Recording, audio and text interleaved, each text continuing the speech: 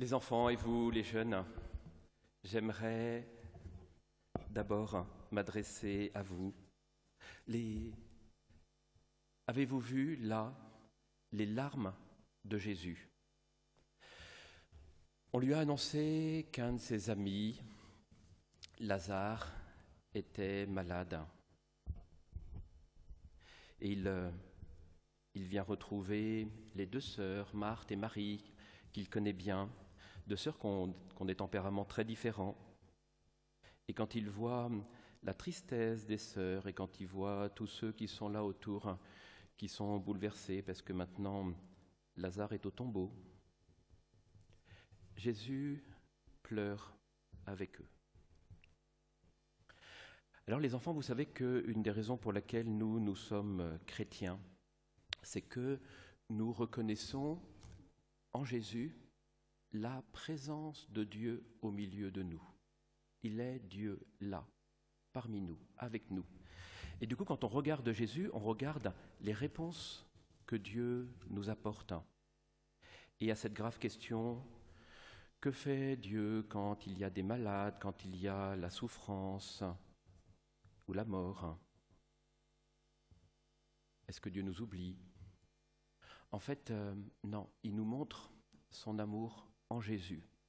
Et on le voit dans tout l'Évangile, et on le voit spécialement là, à cet épisode, avec Marthe et Marie qui pleurent leur frère Lazare. Jésus se fait proche. Il est proche de nous, il pleure avec nous.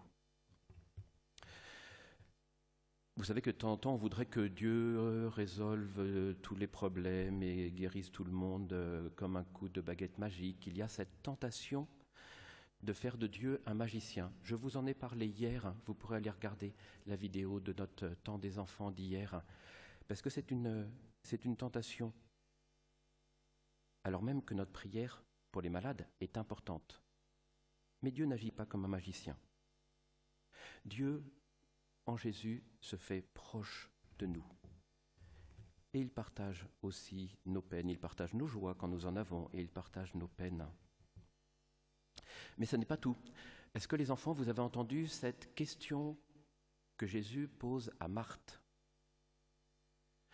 Il lui dit, Marthe, et en fait Jésus se tient là aujourd'hui devant chacune d'entre nous et nous pose la même question. Il est là devant nous. Et il nous dit, je suis la résurrection et la vie. Celui qui croit en moi, même s'il meurt, vivra. Le crois-tu? Et Marthe répond oui. Et en fait, on est appelé avec tous ceux qui partagent la grande aventure de la foi à répondre oui, nous aussi, ce oui de la foi. Et Jésus fait sortir Lazare du tombeau. Je vous ai dit aussi hier que quand Jésus faisait un miracle, parce qu'il y a quelques miracles qui sont faits, c'est toujours pour faire grandir la foi. Et qu'est-ce que Jésus, là, nous aide à croire aujourd'hui, alors que Lazare était déjà mis dans le tombeau? En fait, il nous aide à croire que la mort n'aura pas le dernier mot dans nos vies. Jésus se montre plus fort que la mort, et ça pour nous profondément, c'est une bonne nouvelle. Quand la mort arrive, c'est pas la fin, elle n'aura pas le dernier mot dans nos vies. Jésus, vainqueur de la mort, voilà la bonne nouvelle. C'est une bonne nouvelle qui est au centre de notre foi pour nous, les chrétiens. Et ce miracle, en fait, il est déjà en train de nous tourner vers la grande semaine de Pâques, vers la résurrection. On va bientôt fêter la fête de Pâques, les enfants. Et du coup, à Pâques, ça sera la résurrection, pas que pour un ami, Lazare, mais ça sera le signe que Jésus veut la résurrection pour nous tous.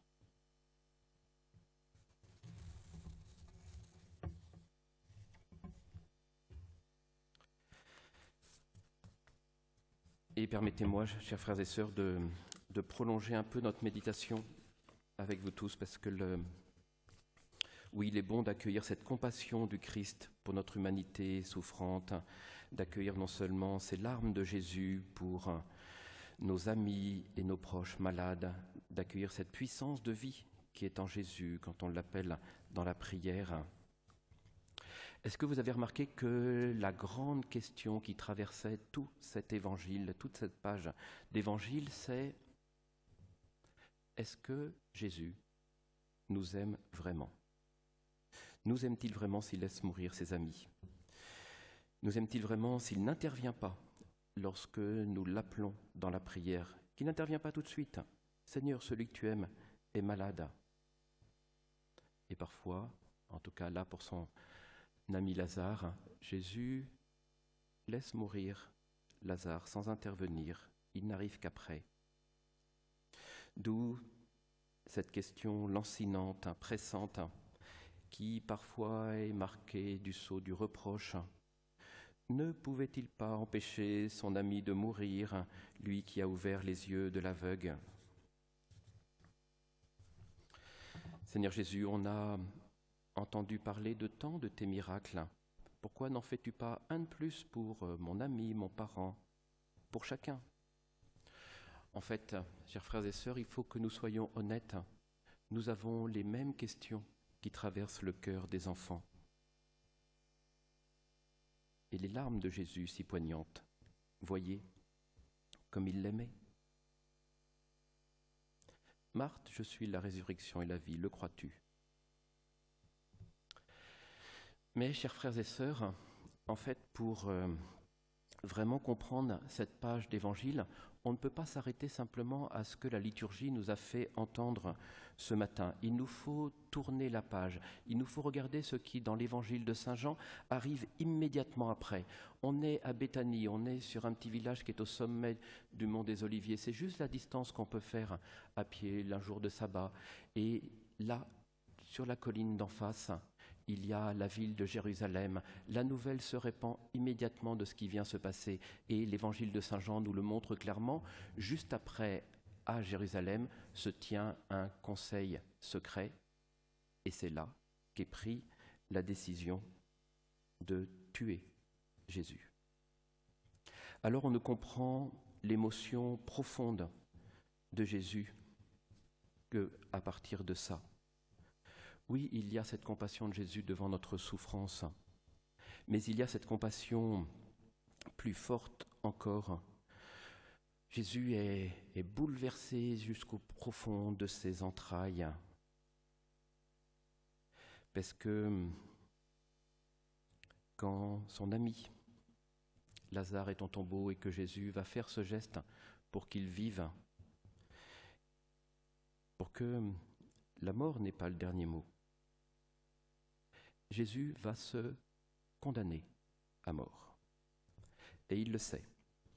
Il sait qu'en faisant ce miracle-là, dans ce lieu-là, à ce moment-là, il signe son arrêt de mort. Relisez l'Évangile, regardez comment les apôtres ont conscience que l'heure est particulièrement tendue et grave. Et voilà le signe que nous annonce ce miracle. Voilà en quoi il suscite notre foi, voilà en quoi consiste l'amour de Dieu pour nous. La preuve que Dieu nous aime jusque dans la maladie et dans la mort, c'est que Jésus va donner sa vie pour nous. Il n'y a pas de plus grand amour que de donner sa vie pour ceux qu'on aime. Chers amis, actuellement, les soignants, les médecins, tous ceux qui se dévouent, jusqu'à l'épuisement parfois, pour les malades, en fait sont inscrits profondément dans ce grand amour qui est de donner sa vie pour les autres. Tous ceux qui, à cause des rythmes absolument bouleversés, les professeurs qui ont travaillé comme des dingues ces jours-ci, tant de métiers qui sont peut-être moins sous les feux des projecteurs, tous ceux qui ont consacré des heures et toute une énergie sont dans ce mouvement où ils donnent leur vie pour les autres.